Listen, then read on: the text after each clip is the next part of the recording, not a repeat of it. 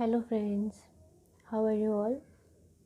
आई hope आप सब अपने अपने घर पर होंगे और सेफ होंगे। तो आइए देखते हैं, कल हमने बात की थी BSc second same vector calculus chapter 3.3 के 1 to 9 क्वेश्चंस तक हमने कल डिस्कस किए थे। आई होप आपको वो क्वेश्चन समझ में आए होंगे और आपने वो वीडियो देख ली होगी। नहीं देखी है तो आप वो वीडियो ज़रूर देख लेना और कुछ डाउट हो तो ज़रूर पूछ लेना। आज हम डिस्कस करेंगे 10 to 16 क्वेश्चन, दैन उसके बाद ही 3.3 हमारी कंप्लीट हो जाएगी। मैंने फर्स्ट चैप्टर की वीडियो अपलोड की हुई है, थर्ड चैप्टर हमारा प्रोसेसिंग में है, फोर्थ चैप्टर की वीडियो अपलोड की हुई है एंड सेकंड चैप्टर की भी शायद 1 या 2 वीडियो अपलोड की है।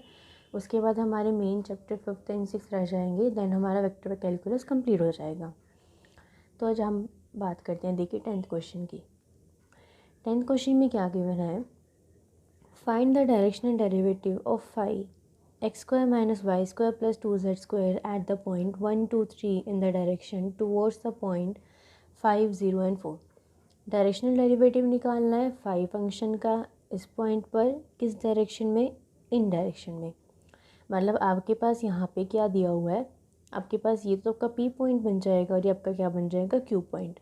जैसे हमने और क्वेश्चंस में किए, डायरेक्शन में कैसे निकालते हैं हम, ग्रेड फाई डॉट जिसकी डायरेक्शन में निकालना उसका यूनिट वेक्टर। इस क्वेश्चन को भी हम इसी तरह से करेंगे। देखिए हमारे पास फाइव फंक्शन ये गिवन है, हमने क्या करा, ग्रेड फाई निकाला, जिस पॉइंट्स पे हमें निकालने के लिए बोला था उस पॉइंट पे हमने उसकी वैल्यू को पुट कर दिया 1 2 एंड 3।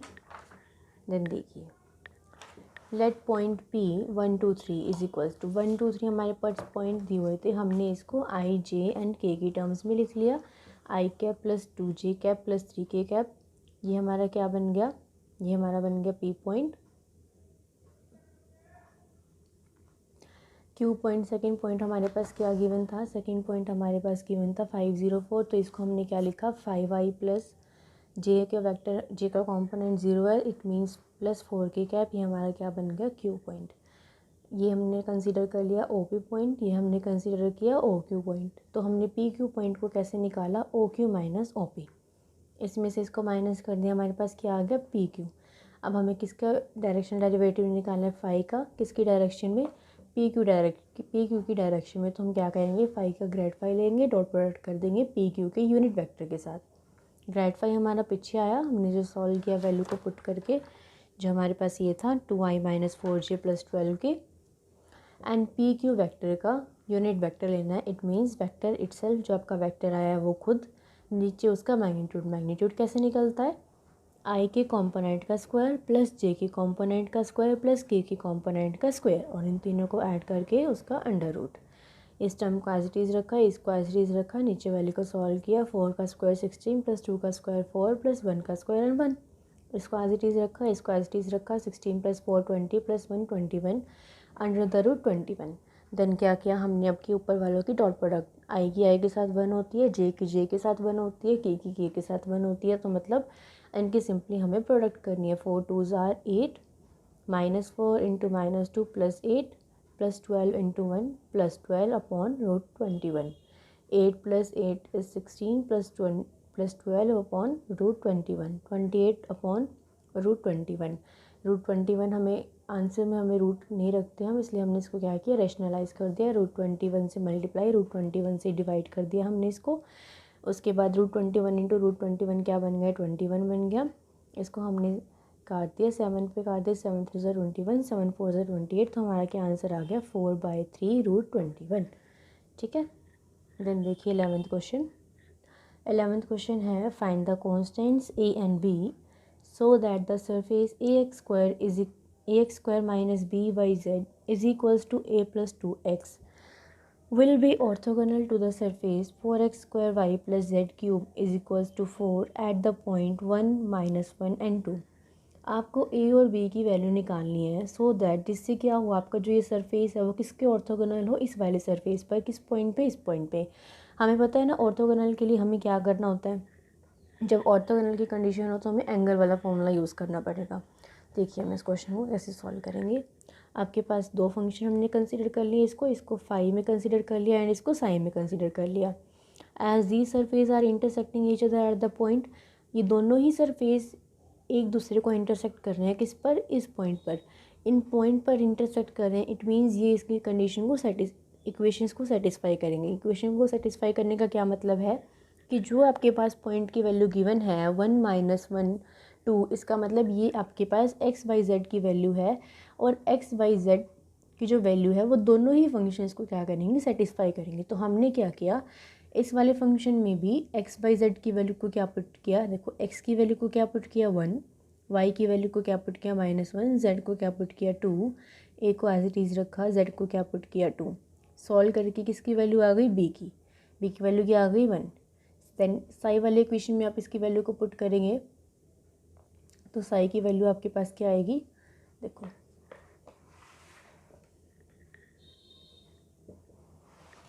हमने इसको क्या किया, पहले फर्स्ट वाले का हमने ग्रेड निकाल लिया। फर्स्ट वाले का ग्रेड इस तरह से निकाला, जैसे आप ग्रेड निकालते हैं तो ये इस वाले पॉइंट को सेटिस्फाई करेगा, हमने निकाल दिया।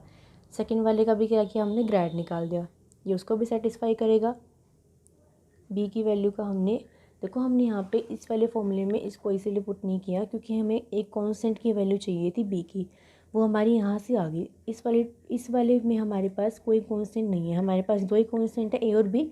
तो बी की वैल्यू तो हमने निकाल ली, अब ए की वैल्यू तो निकलेगी नहीं, तो ए की वैल्यू के लिए हम क्या करेंगे, थीटा वाला कॉन्सेप्ट को यूज़ करेंगे। तो उसके लिए हमने क्या किया, हमें पता है थीटा वाले फॉर्मूले के लिए हमें क्या चाहिए होता है, n1 वेक्टर चाहिए होता है, n2 वेक्टर चाहिए होता है, अपॉन में इनका क्या चाहिए होता है, मैग्नीट्यूड। तो कैसे आएगा ये जब आएगा जब हम ये निकालेंगे।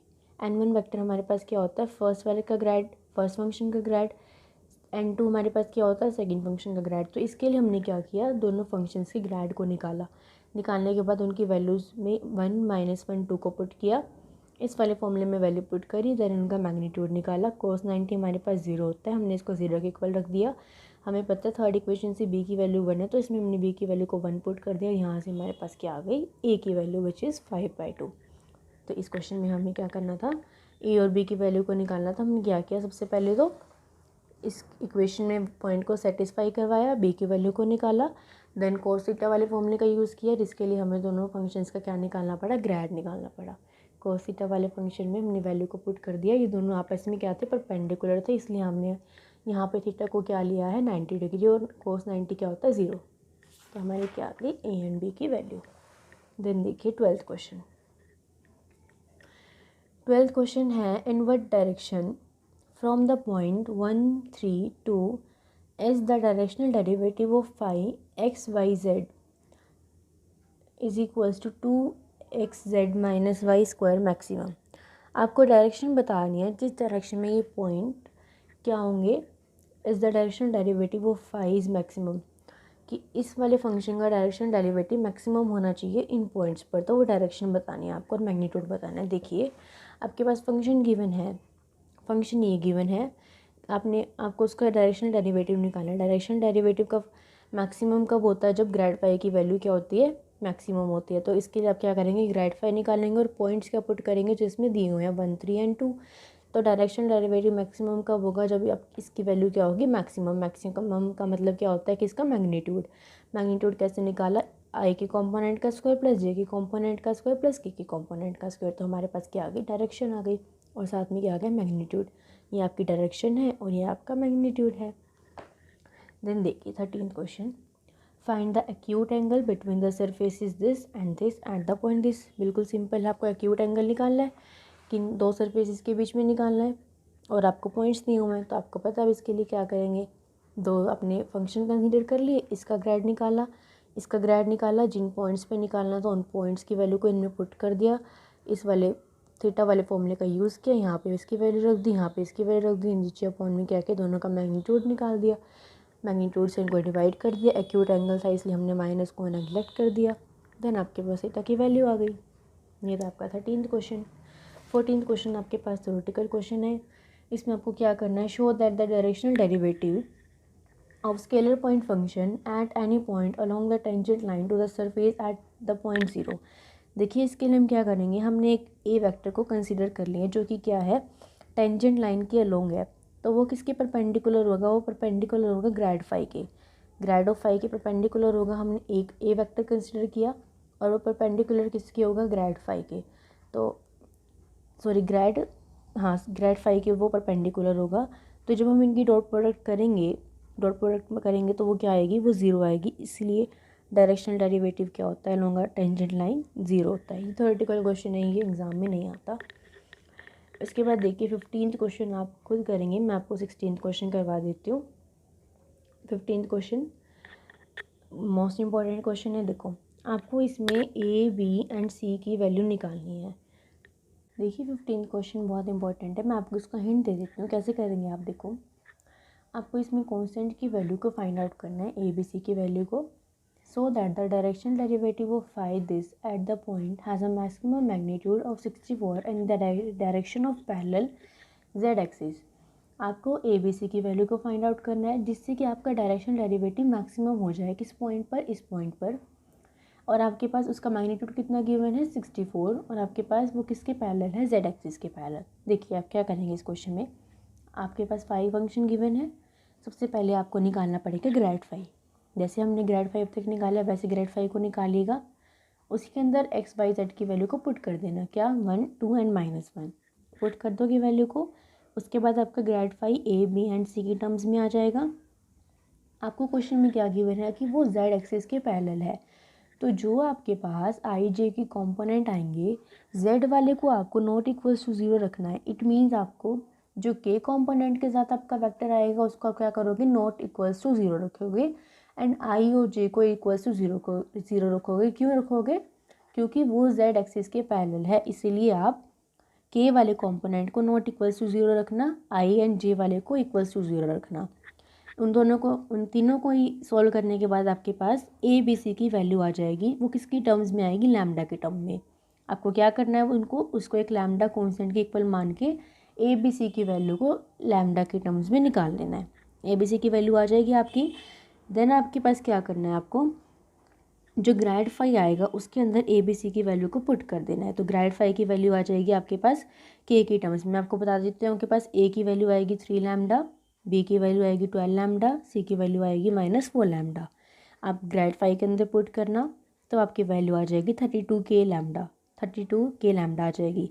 मैक्सिमम डेरिवेशन आपको कितना इक्वल टू गिवन है, 64। तो 32 लैम्डा का मैग्नीट्यूड हम किसके इक्वल रख देंगे, 64 के इक्वल रख देंगे। तो हमारे पास लैम्डा की वैल्यू यहाँ से क्या आ गई, 2 आ गई।